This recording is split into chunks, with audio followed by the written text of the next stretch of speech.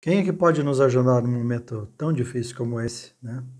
Onde a gente pode encontrar ânimo, palavras de força, de esperança. Como encontrar o caminho, né? Quando todas as pessoas estão perdidas e não sabem, e que fizeram de tudo que elas sabem e não encontraram a saída. Deus é o Altíssimo, a palavra de Deus diz que Deus é o Altíssimo e tremendo.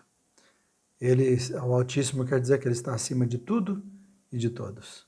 Deus tem o controle de todas as coisas, Ele tem planejado antes da fundação do mundo todas as coisas, e tudo vai cumprir ao seu propósito, ao seu plano, e nada, nenhum dos planos de Deus pode ser frustrado. Então, convido você nesta manhã, né, a participar conosco desse culto. Bem-vindo você. Que Deus te abençoe muito e que você possa encontrar a direção que Deus tem para a sua vida, orientação. Ele é um socorro bem presente na hora da angústia. Que Ele possa fortalecer a sua alma nesse dia e te abençoar e abençoar a sua família de uma forma muito especial. Bem-vindos no nome de Jesus. O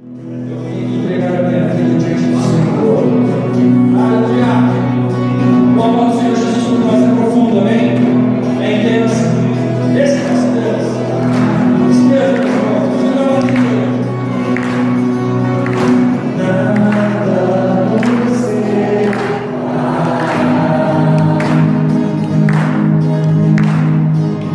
dos braços do teu amor.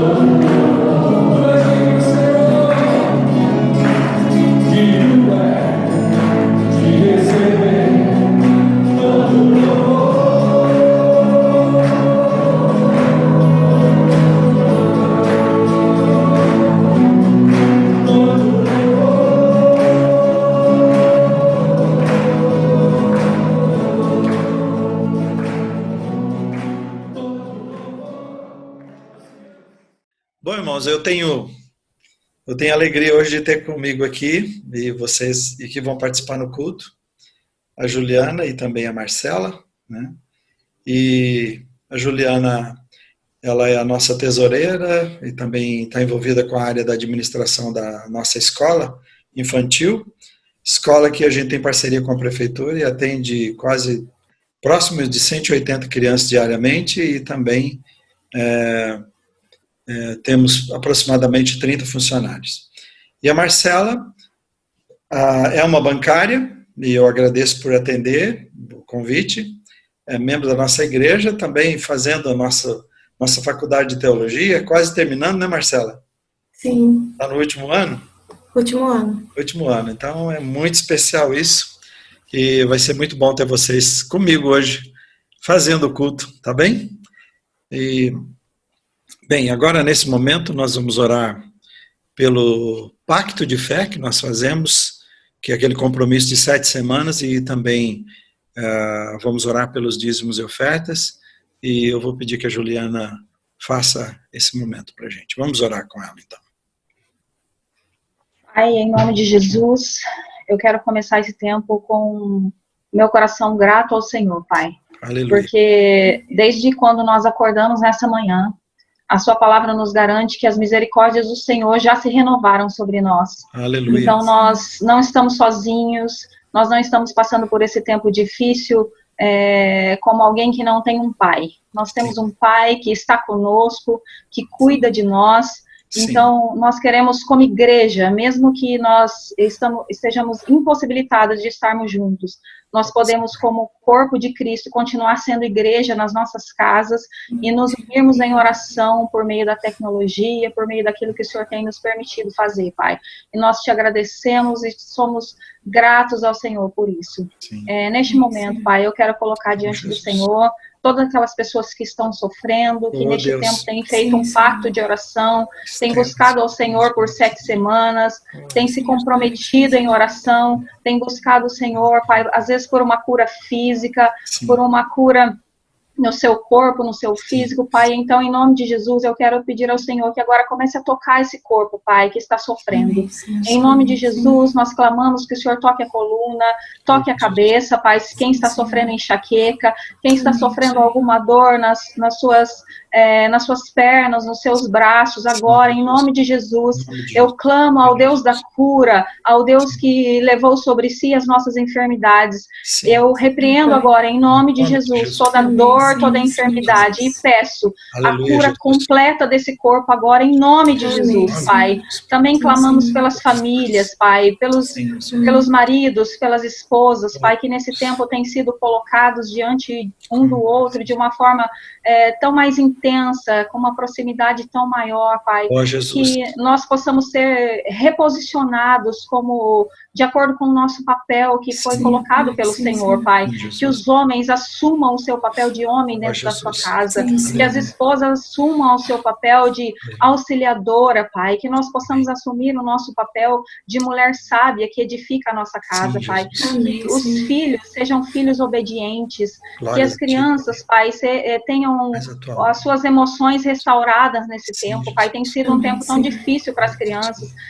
Então, em nome de Jesus, dê estratégia aos pais, que os pais tenham sabedoria da forma como lidar nesse tempo que tem que também ajudar eles na escola, sendo professores deles também, Senhor.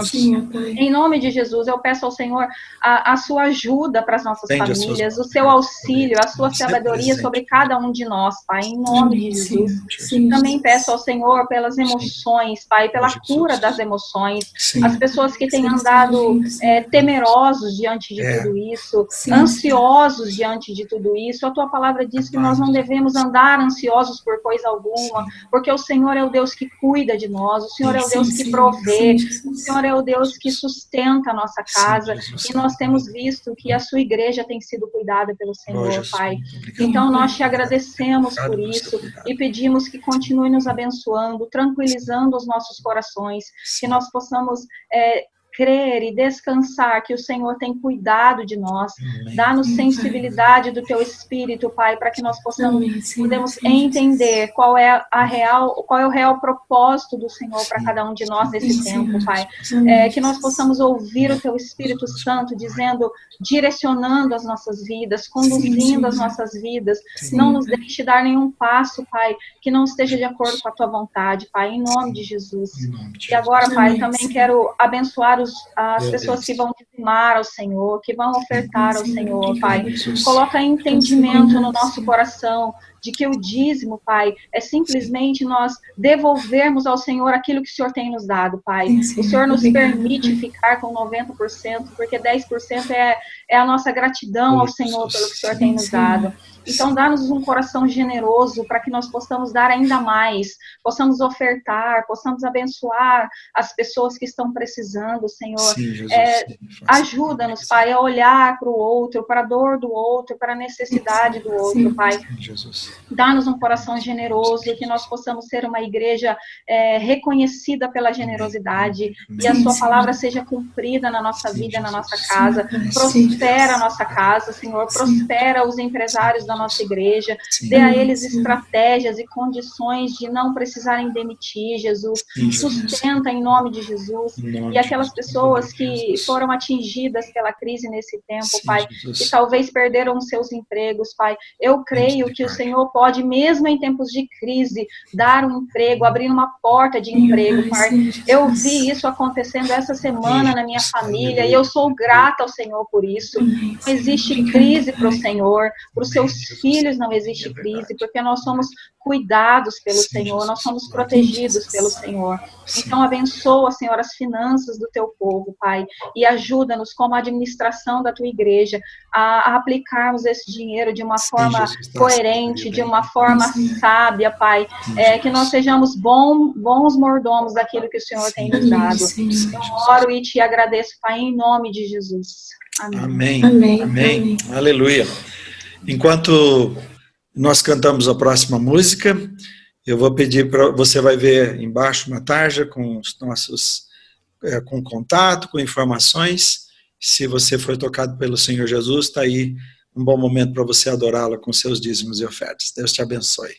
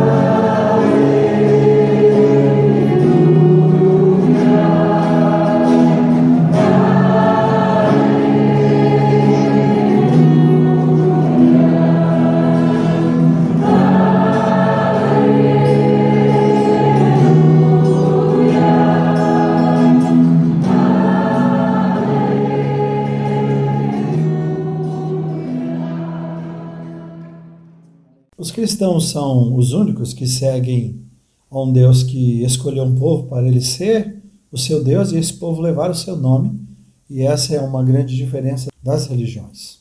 O povo descendente de Abraão, que foi chamado por Deus, 1921 anos antes de Cristo, hoje, então fazem 3.941 anos que Deus começou a escrever a sua história através de um povo que ele chamou de peculiar e menina dos seus olhos.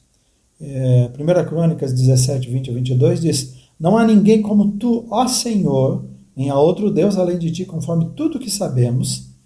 E quem é como o teu povo, Israel, a única nação da terra que tu, ó Deus, resgataste para ti mesmo e assim tornaste o teu nome famoso, realizaste grandes e impressionantes maravilhas ao expulsar nações de diante do povo que libertaste do Egito? Tu fizeste do teu povo Israel o teu povo particular para sempre, e tu, ó Senhor, te tornaste o teu Deus. Eu quero que você observe comigo que Deus andou diariamente com o povo de Israel, protegeu, fez sinais e maravilhas e fez o seu nome conhecido. Ele estabeleceu leis, rituais religiosos, ensinou padrões éticos e morais. Deus fez com que tudo, desde a criação e a escolha dos filhos de Abraão, apontasse para a pessoa de seu filho Jesus. Então, no jardim, na queda do homem, em 4.004 anos antes de Cristo, isso significa que há 6.024 anos atrás, no capítulo 3 de Gênesis, a serpente é amaldiçoada e Deus determina que os descendentes da mulher e da serpente seriam inimigos. A serpente feriria um descendente da mulher no calcanhar e o descendente da mulher feriria a serpente na cabeça. Nessa época, quando tudo começou, já havia uma alusão a Jesus e a sua morte na cruz, e nos versículos à frente, também o primeiro sacrifício e sangue derramado. Deus os vestiu de roupas feitas com pele de animais. Nós vemos Jesus também na saída do Egito, na primeira Páscoa, estabelecida por Deus, e que deveria virar um ritual dali em diante, a Páscoa, quando cada família matou um cordeiro e borrifou o sangue no alto e nos lados das portas. Então a razão era que quando o anjo da morte passasse, onde houvesse sangue, ele pouparia a vida do filho mais velho da condenação que Deus tinha lançado sobre os primogênitos das famílias e também dos animais no Egito, que foi a 10ª e última praga. Sabemos que Jesus é a nossa Páscoa, então dali em diante inicia a Páscoa e Jesus é a nossa Páscoa. E isso quer dizer o quê? Como havia um povo escravo no Egito e um libertador foi enviado por Deus para tirá-los com mão forte e levá-los para uma terra prometida, Jesus também, esse é o nosso libertador enviado por Deus, que vem e nos liberta da nossa escravidão para levar para essa terra prometida, que é a vida abundante que ele tem para todos nós. Então, por isso, ele é a nossa Páscoa. Depois disso, vem a construção do tabernáculo e os rituais, como a morte de cordeiros, que foi instituído, e o derramamento de sangue pelos pecados do povo. E pela história foi prometido que uma criança nasceria de uma virgem e ela restauraria a sorte do povo de Israel. E isso foi acontecendo e repetindo ao longo da história, até chegar ao ano zero, que eu considero, isso há 2020 anos atrás. Nós estamos hoje em 2020, e 2020 anos atrás foi quando Jesus nasceu. Ele marca a história, e a história da humanidade passa a ser contada no que aconteceu antes do nascimento de Cristo e o que aconteceu depois do nascimento de Cristo. Então hoje o marco zero é aquela data, e hoje nós estamos a 2020 anos depois do nascimento de Cristo. Chegamos então no ano 64 depois de Cristo, quando Pedro escreve essa carta aos cristãos, isso há 1956 anos atrás. E o apóstolo Pedro é um dos 12 discípulos de Jesus, alguém que Jesus disse que morreria de uma morte difícil, e dizem que ele foi crucificado de cabeça para baixo. Veja o que ele escreve sob a orientação do Espírito Santo. Nesse momento nós vamos à leitura da Palavra de Deus e nós vamos fazê-la com a Marcela. Marcela, com você. 2 Pedro 1, do 16 ao 21. Porque não inventamos histórias engenhosas quando lhe falamos da poderosa vinda do nosso Senhor Jesus Cristo. Vimos com os próprios olhos seu esplendor majestoso, quando ele recebeu honra e glória da parte de Deus, o Pai. A voz da glória suprema de Deus lhe disse: Este é meu filho amado, que me dá grande alegria. Nós mesmos ouvimos essa voz do céu quando estávamos com ele no Monte Santo. Além disso, temos a mensagem que os profetas proclamaram, que é digna de toda confiança. Prestem muita atenção ao que eles escreveram, pois suas palavras são como lâmpada que ilumina um lugar escuro, até que o dia clareie e a estrela da manhã brilhe no coração de vocês. Acima de tudo, saibam que nenhuma profecia nas Escrituras surgiu do entendimento do próprio profeta, nem de iniciativa humana. Esses homens foram impulsionados pelo Espírito Santo e falaram da parte de Deus. Pedro é um discípulo de Jesus e ele foi chamado e transformado por Jesus. Pedro, Tiago e João receberam um convite especial de Jesus para ir ao monte orar. E enquanto Jesus orava, começaram a acontecer algumas coisas espetaculares. Eles viram a aparência de Jesus se transformar, suas roupas ficaram brancas e resplandecentes como o brilho de um relâmpago, é assim que descreve Lucas, e apareceram 2 homens para conversar com ele, Moisés e Elias. Diz que eles eram de uma aparência linda e gloriosa, e veja o assunto. Eles conversavam com Jesus sobre a sua morte em Jerusalém, que ia acontecer conforme os planos de Deus. Não sei se era para consolar Jesus, para confortar Jesus pelo que ele passaria de tão difícil, mas a conversa era essa conversa complicada, né, que eles estavam tendo com ele, dizendo: vai acontecer tudo do jeito que Deus planejou. Veja só, o planejamento de Deus, a ação de Deus pela história. E depois disso, uma nuvem brilhante, continua acontecendo as coisas espetaculares. Depois disso, uma nuvem brilhante surgiu por cima deles e os cobriu, e uma voz do meio da nuvem disse: Este é o meu filho, o escolhido, ouçam a ele. É isto que o apóstolo Pedro tem como base para dizer: nós não inventamos fábulas quando falamos do poder de Jesus e da sua volta a esse mundo. E ele diz mais: nós tivemos prova de tudo que os profetas disseram ao longo da história. Aqueles, ele está dizendo, os que vieram antes de nós. Então ele continua: podem confiar. Tudo que os profetas falaram há milhares de anos atrás se cumpriram, e eu e os demais discípulos somos testemunhas do cumprimento na vida de Jesus. Todas aquelas profecias, promessas que foram feitas, elas se cumpriram em Jesus. Então o poder de Jesus, ele está dizendo, não é ficção. A volta de Jesus não é ficção. E sabe o que Pedro tinha em mente?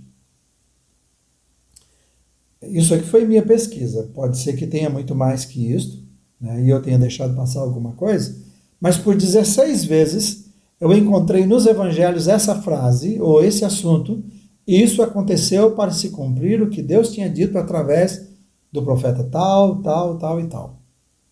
Porque foram vários profetas que falaram, foram vários profetas que profetizaram a respeito de Jesus. Então aconteceu na vida de Jesus. E Jesus estava cumprindo tudo isso que fora dito ao longo da história. O Evangelho de Mateus é campeão nisto. Porque das 16 vezes que eu encontrei, aparece 9 no Evangelho de Mateus. E eu vou sugerir você ler, você vai perceber que está lá do início ao fim do livro, sendo mencionado sobre, e isso se cumpriu, agora se cumpriu o que o profeta disse na vida de Jesus. E João, o apóstolo querido de Jesus, no capítulo 19, verso 28, ele diz assim: mais tarde, sabendo então que tudo estava concluído, para que a Escritura se cumprisse, Jesus disse, olha, para que a Escritura se cumprisse, Jesus disse, o que ele disse? Tenho sede. Ora, até o detalhe da frase, tenho sede, foi planejado antes da fundação do mundo, e Deus falou através dos seus profetas. E um pouquinho mais à frente, depois desse versículo em João, que eu acabei de citar, diz que para se cumprir o que o profeta havia dito, nenhum dos ossos de Jesus foi quebrado. Vamos refletir um pouco sobre as implicações disso. Para o que Pedro está chamando a atenção dos seguidores de Jesus, dos cristãos, daqueles dias e para nós hoje nos nossos dias. Primeiro, para o fato de que a Bíblia não é um livro qualquer e uma palavra qualquer para a gente tratar de qualquer maneira. Foi anunciada pelos profetas, foi escrita por homens inspirados pelo Espírito Santo de Deus, foi testificada pelos discípulos, a palavra de Deus, e a palavra cumprida em Jesus. É uma palavra eterna que governa hoje, que governou no passado, e irá governar no futuro. Jesus disse, céus e terra vão passar, mas as minhas palavras jamais passarão. Isso está em Marcos 13:31. A Bíblia é a palavra de Deus escrita por homens impulsionados pelo Espírito Santo para o registro de cada palavra, de cada acento, de cada pontuação. Tudo minuciosamente planejado por Deus para orientar, para fortalecer e transformar a sua vida.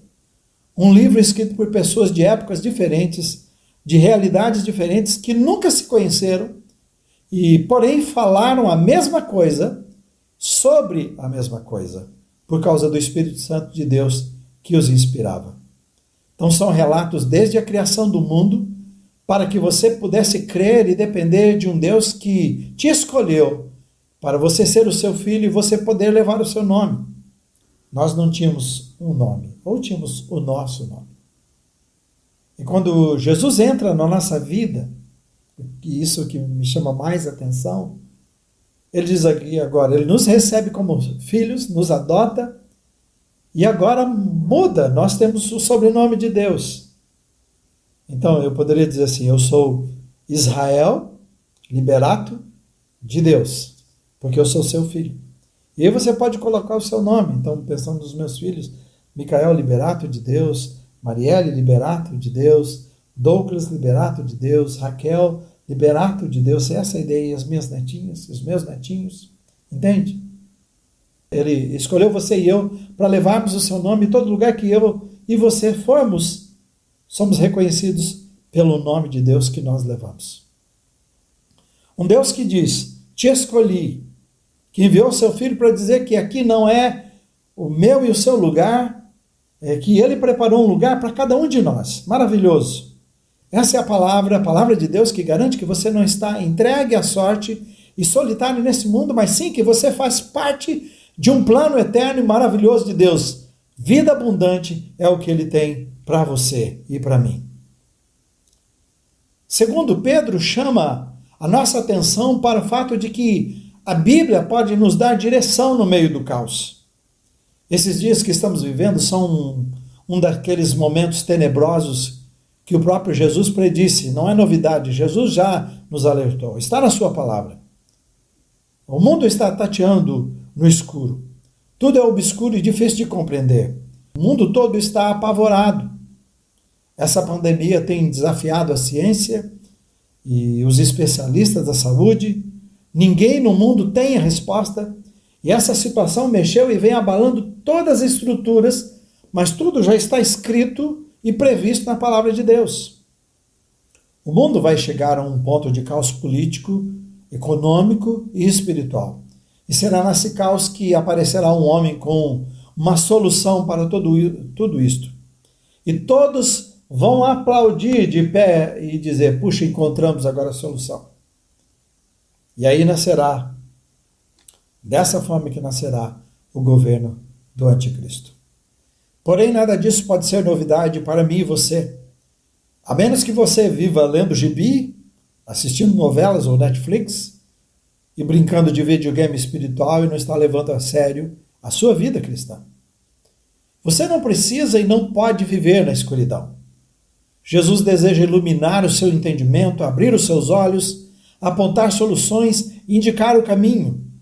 Se você não está tendo entendimento nesse momento, se os seus olhos estão fechados, se você não tem encontrado soluções, não tem encontrado caminho, precisa entender uma coisa, a palavra de Deus é a resposta para você, para tudo. Eu estou falando dos negócios, estou dizendo para a sua família, estou dizendo para questões espirituais, emocionais, financeiras, para tudo, familiares, sociais, ela aponta o caminho, ela é a resposta. Então você não precisa viver e não pode viver na escuridão. Jesus deseja iluminar e apontar as soluções para você. A segunda parte do versículo 19 diz: suas palavras são como lâmpada que ilumina um lugar escuro até que o dia clareie e a estrela da manhã brilhe no coração de vocês. Até que Jesus volte, os dias serão escuros. Você ouviu isto? Até que Jesus volte, os dias serão escuros. Somente quando a estrela da manhã vier, que é Jesus, então a sua luz vai brilhar.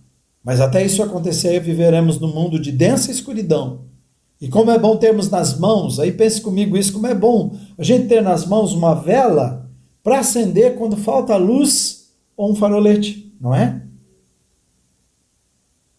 Se você já passou por um apagão e escuro na sua casa e fica tão escuro que você fica desesperado onde tem uma vela, onde tem um farolete, e agora? Né? Então aí vai um conselho. Você tem um farolete em casa preparado com pilhas, ou um lampião de alguma forma, ou tem velas com fósforo perto, né? Deixar no jeito, prepare, deixe preparado. E como é bom na hora que faltar a gente poder ver, ter esses recursos. Então uma simples vela muda tudo, faz dissipar a escuridão, né? E assim é a palavra de Deus para a sua vida. E o que Pedro está dizendo? Esse é o recurso de Deus para a sua vida, a sua palavra. E o salmista disse: lâmpada para os meus pés e luz para os meus caminhos é a tua palavra. Terceiro, Pedro chama a nossa atenção para o fato de que a Bíblia só terá efeito na vida daqueles que se concentrarem nela. Jesus, ao contar a parábola do semeador, ele ensinou sobre 4 tipos de solos de coração. Ele falou do coração duro, do coração superficial, do coração dividido e do coração fértil. No primeiro, a semente, a palavra de Deus, foi roubada no coração duro. No segundo, que é o coração superficial, a semente germinou, por isso ela teve um crescimento sem raízes. A semente germinou, mas a planta não resistiu. No terceiro, também germinou, cresceu, mas foi sufocada, que é o coração dividido, foi sufocado essa planta foi sufocada pelos cuidados do mundo. Aí somente há um coração que o solo é fértil e diz que produz até 100 vezes mais. Veja, a semente que foi lançada era boa, porque era a palavra de Deus. A semente era a mesma em todos os solos. Mas os tipos de solo de coração, veja, os tipos de solo de coração anularam o poder da semente. Pedro ensina o seguinte, também em parte do versículo 19. Ele diz assim: prestem muita atenção ao que eles escreveram, pois suas palavras são como lâmpada que ilumina um lugar escuro. Sabe o que significa esse preste atenção no grego? Significa aplique-se, concentre-se, apegue-se, seja dedicado, dentro desse aspecto, seja dedicado, devote seu pensamento e esforço. E também uma segunda palavra relacionada que fala segurar algo, de agarrar-se, de prender-se, de apegar-se. Eu entendo que para nós, cristãos, a implicação desta verdade é a seguinte: somos chamados a concentrarmos na palavra, a nos agarrarmos à palavra de Deus. A palavra de Deus só fará o papel de iluminar a sua mente, o seu coração e o seu caminho se você se aplicar a ela.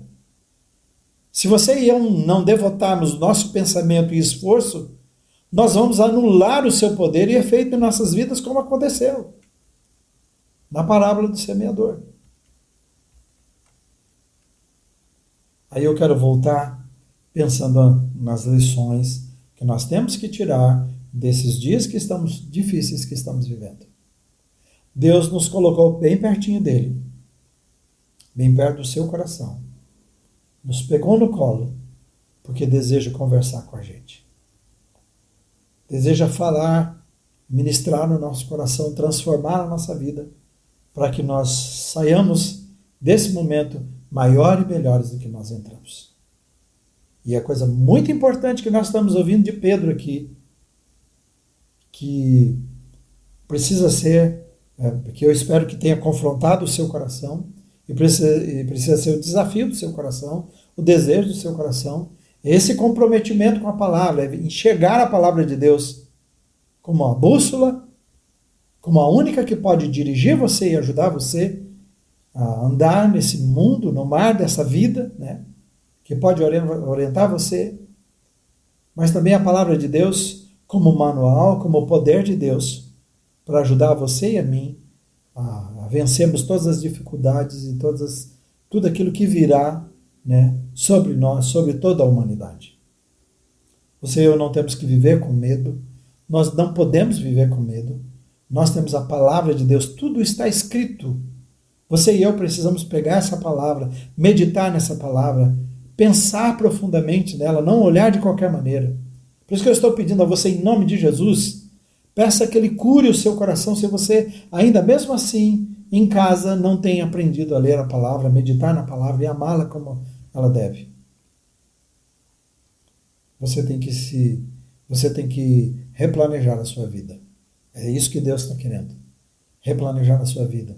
Deixar a sua vida ser pautada pela palavra de Deus. É uma palavra que foi escrita, como eu disse, cada detalhe, cada ponto, cada vírgula, pensado pelo Espírito Santo. Quando eu disse que todas as coisas se cumpriram em Jesus, tudo foi escrito. O dia que Jesus nasceu, o lugar que Jesus nasceu, a época que Jesus nasceu, tudo estava predeterminado.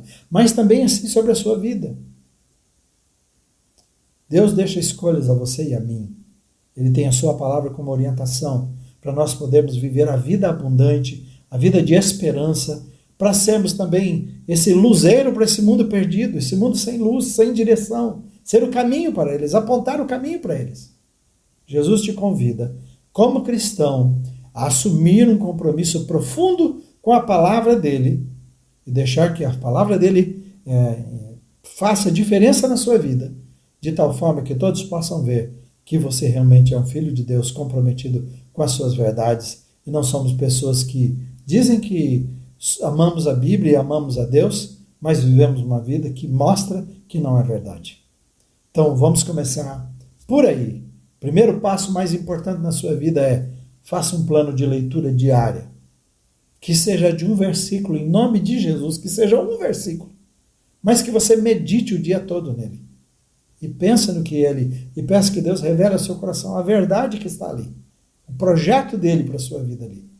E aí eu vou dizer, não pula aqui, pula acolá na leitura bíblica.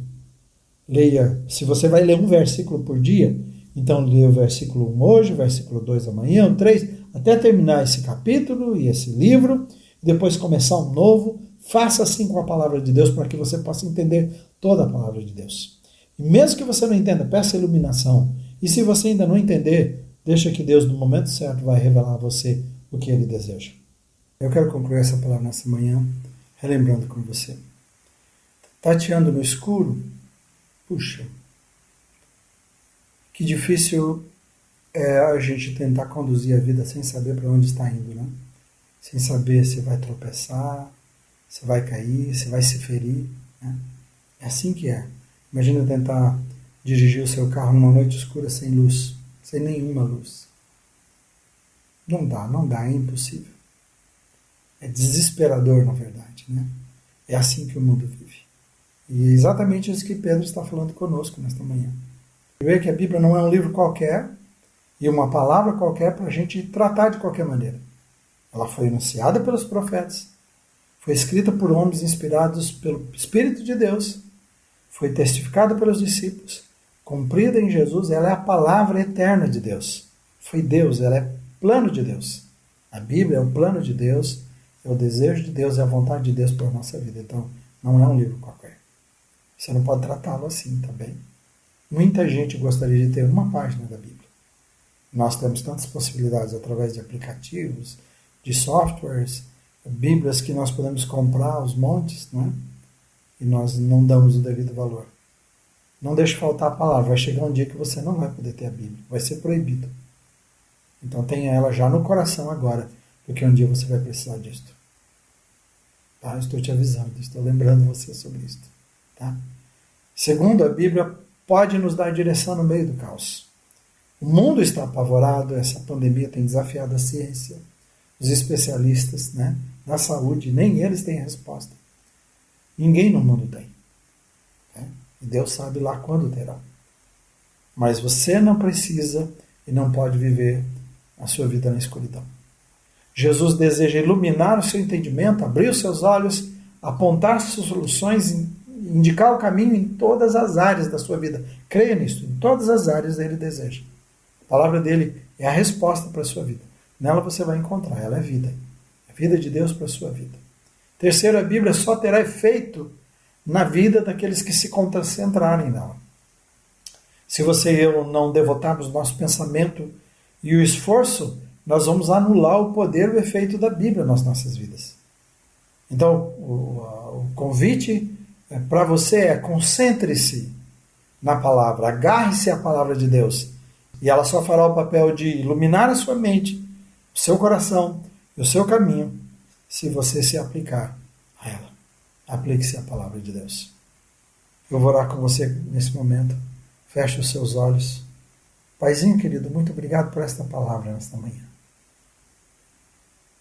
O Senhor tem na sua palavra repetido por várias vezes, por muitas vezes, que antes da fundação do mundo o Senhor nos escolheu para o louvor da sua glória. Nós não estamos deixados nesse mundo, nós não fomos esquecidos nesse mundo, nós não somos só um Zé Ninguém nesse mundo, ou só mais um nesse mundo, nós somos os seus filhos, escolhidos, chamados, comprados, revestidos do seu poder para viver uma vida maravilhosa, e está tudo registrado na sua palavra. Põe amor no coração, põe desejo profundo no coração, põe um anseio profundo em cada coração de passar, de entender que passar com a sua palavra é passar na tua presença. Como Adão, todas as tardes o Senhor, na virada do dia, estava lá para conversar com ele. Como foi o seu dia? Vamos falar, vamos conversar. Da mesma maneira o Senhor deseja conversar conosco através da sua palavra todos os dias, para experimentarmos aí então o melhor do Senhor para as nossas vidas. Então cura o nosso coração, Pai. Ajuda-nos, abre os nossos olhos e entendimento para aqueles que precisam de tomar decisões, que não sabem o que fazer, que caminho tomar. O Senhor tem a resposta. Na sua palavra é a luz que ilumina, é lâmpada para os nossos pés e luz que ilumina o nosso caminho. Ajuda-nos a crermos, entendermos e vermos sua palavra desse jeito. Que a graça do Senhor seja abundante sobre cada um. Que cada um possa entender que não basta ter uma Bíblia em casa, que não basta ser de uma igreja, não basta conhecer a palavra, é preciso se comprometer com a sua palavra e obedecer essa palavra e viver o que ela diz. Ajuda-nos a sermos obedientes a ela. Faz isso nas nossas vidas. Abençoa a nossa igreja dessa forma. No nome de Jesus, para a glória de Jesus. Semana abençoada para você, cheia do poder e da graça de Deus. Que Ele te faça prosperar em tudo, que Ele proteja você, a sua família, né, dessa pandemia, desse vírus, e que você tenha a direção de Deus, que você busque, né, claro, Ele está aí pronto, que você busque a direção de Deus e a orientação para que você possa experimentar a vida abençoada que Ele tem para você, no nome de Jesus. Até a próxima semana. Deus te abençoe.